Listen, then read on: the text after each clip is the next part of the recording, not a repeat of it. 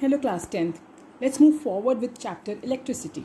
Last class में we discussed about Ohm's law, right? जिसमें हमने क्या बात की थी कि at constant temperature the current flowing through a conductor is directly proportional to the potential difference across its ends. And हमने बात की थी किसी भी अप्लायंस की रेजिस्टेंस कांस्टेंट रहती है एंड रेजिस्टेंस की ऐसा यूनिट होती है ओम एंड उसका सिंबल होता है ओमेगा. एंड हम लोगों ने डिस्कस किया था ohmic graph. What is an ohmic graph? कि अगर मैंने y एक्सिस पे v लिया है, x एक्सिस पे I लिया है, then we get a straight line which represents ohmic graph. Now suppose मुझे इस ग्राफ की या इस जिस भी अप्लायंस का मैंने ये ग्राफ प्लॉट किया है कि जिस भी अप्लायंस के थ्रू मैं पोटेंशियल डिफरेंस और करंट देख रही थी उसका मैंने ग्राफ प्लॉट किया. Now I need to find the resistance of that particular appliance या पर्टिकुलर कंडक्टर. सो बेसिकली अगर आप ओम्स लॉ का फॉर्मूला देखो क्या होता है, V is equal to I R. So R क्या हो जाएगा, V upon I. That means potential difference upon current. So अगर मैं ध्यान से देखूँ, let's talk about this at this point. इस पॉइंट पे अगर मैं अपना पोटेंशियल डिफरेंस देखना चाहती हूँ तो वो किसके इक्वल होगा. यहाँ पे जो वैल्यू होगी, सपोज यहाँ पे 10 है तो ये वैल्यू किसके इक्वल होगी, 10 के इक्वल होगी. तो अगर मैं देखूँ ये मुझे क्या मिल रहा है, पोटेंशियल डिफरेंस, और ये पार्ट मुझे क्या देगा, करंट. ठीक है. तो अगर आप इस ट्राइंगल को देखते हो, फिर लुक एट दिस ट्राइंगल. इस ट्राइंगल में ये चीज़ क्या है, इसका परपेंडिकुलर जो मुझे क्या दे रहा है, V. तो परपेंडिकुलर मुझे V दे रहा है. इस ट्राइंगल का बेस मुझे क्या दे रहा है, करंट. राइट. तो V upon I gives me resistance, और V क्या है, परपेंडिकुलर, I क्या है, बेस. सो बेसिकली किसी भी ओमिक ग्राफ में अगर मैं परपेंडिकुलर को बेस से डिवाइड कर दूँ तो मुझे क्या मिल जाएगा, resistance. And as you all know, you have studied this in class 9th, P by B को हम स्लोप बोलते हैं. राइट. तो बेसिकली एग्जाम में क्वेश्चन आता है, what do you get from the slope of V I graph.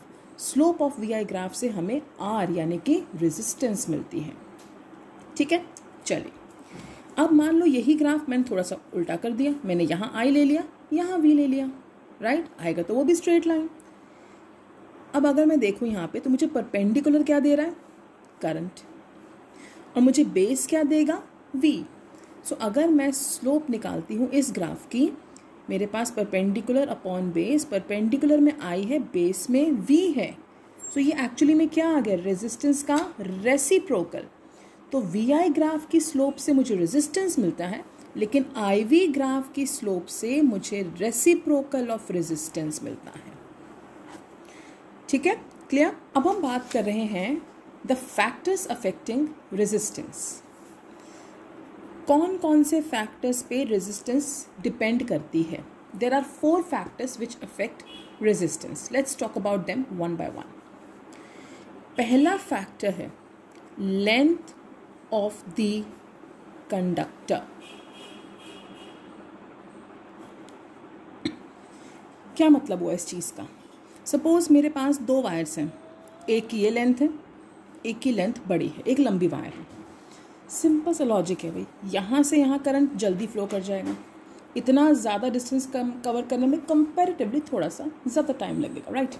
तो अगर इसमें करंट जल्दी फ्लो कर रहा है, आराम से फ्लो कर रहा है, तो ऑब्वियसली इसकी रेजिस्टेंस क्या हो जाएगी, कम. रेजिस्टेंस क्या होती है, opposition offer to the flow of current. जिसके थ्रू आराम से फ्लो करता है उसकी रेजिस्टेंस कम होती है, जिसके थ्रू मुश्किल से फ्लो करता है उसकी रेजिस्टेंस ज़्यादा होती है. तो इसमें से ईजिली जल्दी फ्लो कर रहा है तो रेजिस्टेंस कम होगी, इसमें देर से फ्लो करेगा तो रेजिस्टेंस हाई होगी. राइट. तो इसका मतलब जैसे ही लेंथ बढ़ गई रेजिस्टेंस भी क्या हो गई, बढ़ गई. तो पहला फैक्टर है that resistance is directly proportional to the length of the conductor. Longer the conductor, longer the wire, higher is the resistance. Clear. Let's move on to the second factor. Second factor है area of cross section. किसी भी wire को अगर आप देखो तो वो पतला सा एक सिलेंडर ही होता है. राइट. तो अगर मान लो ये पेन मेरा एक वायर है, इसको मैं कट करती हूँ, उसका सेक्शन करती हूँ, तो मुझे यहाँ से क्या दिखाई देगा, ये एक सर्कल. राइट. सर्कल दिखाई देगा मुझे. अब मेरे पास एक ऐसी वायर है जिसका एरिया कम है, सर्कल छोटा बन रहा है. एक ऐसी वायर जिसका एरिया ज़्यादा है, सर्कल बड़ा बन रहा है. तो सपोज मेरे पास 2 वायर्स हैं, एक का एरिया कम है, एक का एरिया ज़्यादा है. ठीक है. तो क्या होता है दोनों केसेस में, कभी भी अगर आपके घर पे इलेक्ट्रिशियन आए, अगर आपने वायर्स को देखा हो, तो कोई भी एक मोटी वायर जो होती है, थिक वायर होती है ना, वो कभी भी एक सिंगल वायर नहीं होती. A thick wire is always a combination of many thin wires. ठीक है, तो लेट्स अंडरस्टैंड. अब जो करंट इस थिन वायर में से जा रहा है, एक जगह से जा रहा है, अब उसे इतने सारे रास्ते मिल रहे हैं मूव करने के लिए, यानी कि करंट अब जल्दी और इजीली फ्लो कर सकता है. It has lot of ways to move forward. यानी कि जैसे ही एरिया बढ़ गया, नंबर ऑफ वायर्स बढ़ गई, थिकनेस बढ़ गई, करंट अब इजीली फ्लो कर रहा है. करंट इजीली फ्लो करने का मतलब क्या हो गया? रेजिस्टेंस कम हो गई. यानी जब थिन वायर है तो रेजिस्टेंस ज़्यादा है, जब थिक वायर है नंबर ऑफ वायर्स बढ़ गई हैं, करंट आराम से फ्लो कर रहा है. More the area lesser is the resistance. यानी जितनी थिक वायर होती जाएगी उसका रेजिस्टेंस उतना कम होता जाएगा. तो सपोज मैं एक ऐसी वायर चाहती हूँ जिसमें से करंट बहुत आराम से फ्लो करे, यानी जिसकी मुझे रेजिस्टेंस कम करनी है. तो मैं कैसी वायर लूँगी? मैं उसकी लेंथ को छोटा रखूँगी और उसके एरिया को ज़्यादा. So I will take a short and thick wire. Short wire means lesser length, तो रेजिस्टेंस भी कम हो जाएगी.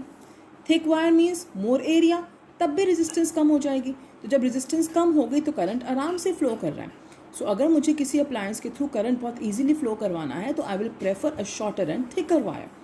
और अगर करंट को कम करना है यानी रेजिस्टेंस को बढ़ाना है तो I will take a longer and a thin wire.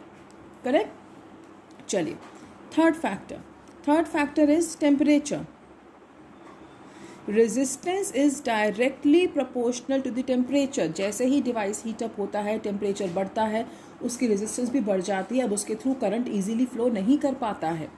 तभी बोलते हैं ना कि whenever your phone gets heated up you should stop using it for a while, because heat up होने से टेम्परेचर बढ़ चुका है, रेजिस्टेंस बढ़ चुकी है, करंट प्रॉपर्ली फ्लो नहीं करेगा, तो आपके डिवाइस का सर्किट प्रॉपर्ली काम नहीं कर पाएगा.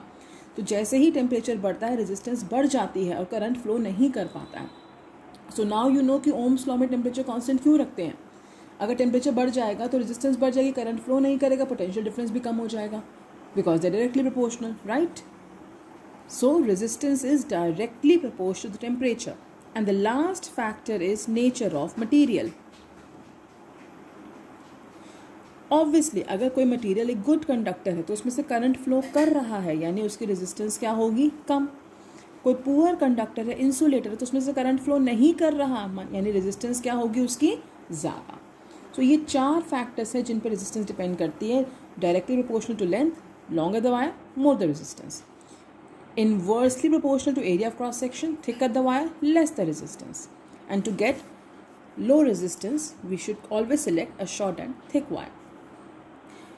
Directly proportional to temperature, temperature बढ़ेगा, resistance बढ़ जाएगी, current flow नहीं करेगा. And also nature of material, if it's a good conductor, resistance will be less. If it's a poor conductor, resistance will be high. चलिए, let's keep it till here only. You revise and then we'll discuss in the next one. Take care all of you. Bye-bye.